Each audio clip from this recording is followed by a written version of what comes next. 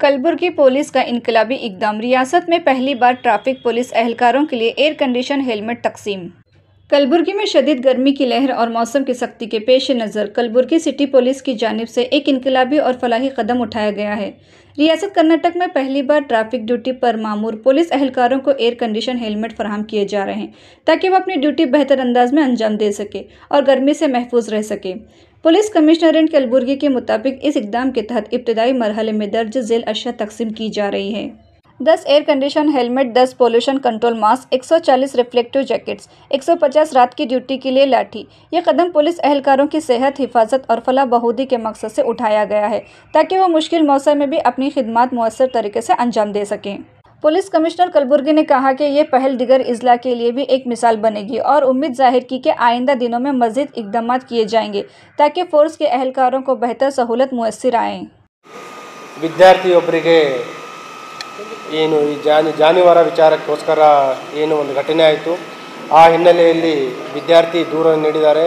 Station Bazaar police ಸ್ಟೇಷನಲ್ಲಿ ದೂರನ್ನು ದಾಖಲಿಸಿಕೊಂಡು ಅವರಿಬ್ಬರ ಮೇಲೆ ದೂರನ್ನು ನೀಡಿದರು. ಅವರಿಬ್ಬರನ್ನು ಆಲ್ರೆಡಿ ಕಾನೂನು ಪ್ರಕಾರ ವಿಚಾರಣೆಗೆ ಒಳಪಡಿಸಿ ಬಂಧನ ಪ್ರಕ್ರಿಯೆ ಪೂರ್ಣಗೊಳಿಸಿ ಅವರ ಮೇಲೆ ಕಾನೂನು ಪ್ರಕಾರ ಕ್ರಮ ಕೈಗೊಳ್ಳಲಾಗಿದೆ.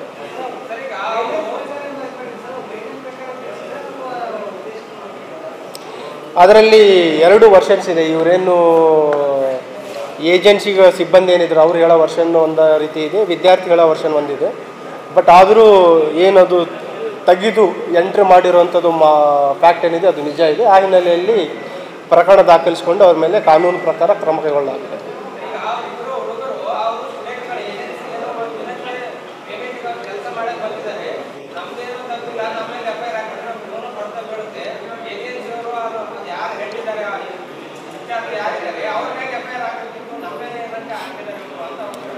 ಈಗ ಏನು ದೂರು ಕೊಟ್ಟಿದ್ದಾರೆ ದೂರಿನ ಪ್ರಕಾರ ಕ್ರಮ ಕೈಗೊಂಡಿದ್ದೀವಿ.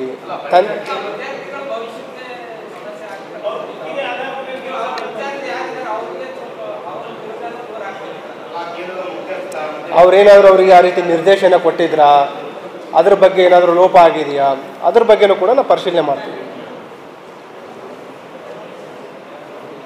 ಲಿಮಿಟ್ಸಲ್ಲಿ ಈ ಆಟೋ ಡ್ರೈವರ್ಟ್ ಮಾಡಬೇಕಾದ್ರೆ ಕರ್ತವ್ಯದಲ್ಲಿರುವ ಸಿಬ್ಬಂದಿಯ ಜೊತೆ ಒಬ್ಬ ಯುವಕ ವಾಗ್ವಾದಕ್ಕೆ ಇಳಿತಾನೆ ಮತ್ತು ಆ ಸಂದರ್ಭದಲ್ಲಿ ಅವನು ಚಾಕು ತೆಗಿಬೇಕಾದ್ರೆ ಸಿಬ್ಬಂದಿ ಗಾಯ ಆಗಿದೆ.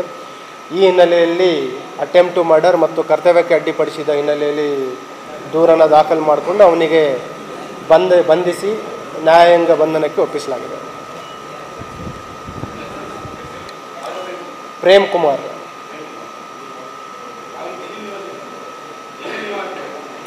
ಅಲ್ಲಿ ಅಶೋಕ್ ನಗರಲ್ಲಿ ಮಿಡ್ಸ್.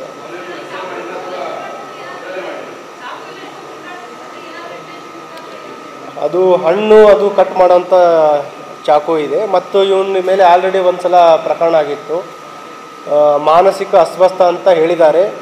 ಈಗೇನು ನಾವು ಬಂಧಿಸಿದ್ದೀವಿ ಅವನು ಮತ್ತೆ ಹೊರಗಡೆ ಬಂದ ನಂತರ ಸಂಬಂಧಪಟ್ಟ ಆರೋಗ್ಯ ಇಲಾಖೆಯವರಿಂದ ಪರಿಶೀಲನೆ ಮಾಡಿ ಒಂದು ವೇಳೆ ಅವಶ್ಯಕತೆ ಇದ್ದರೆ ಅವನಿಗೆ ಮೆಂಟಲ್ ಹೆಲ್ತ್ ಆ್ಯಕ್ಟನ್ನು ಕೂಡ ನಾವು ಪ್ರಕರಣ ದಾಖಲಿಸಿಕೊಂಡು ಮುಂದಿನ ಕ್ರಮ ಕೈಗೊಳ್ತೀವಿ. ಘಟನೆ ಆದ ನಂತರ ಮತ್ತೆ ಹೋಗಿ ತೊಗೊಂಡು ಬಂದಿದ್ದಾರೆ, ಮನೆಗೆ ಹೋಗಿ ತೊಗೊಂಡು ಬಂದಿದ್ದಾರೆ.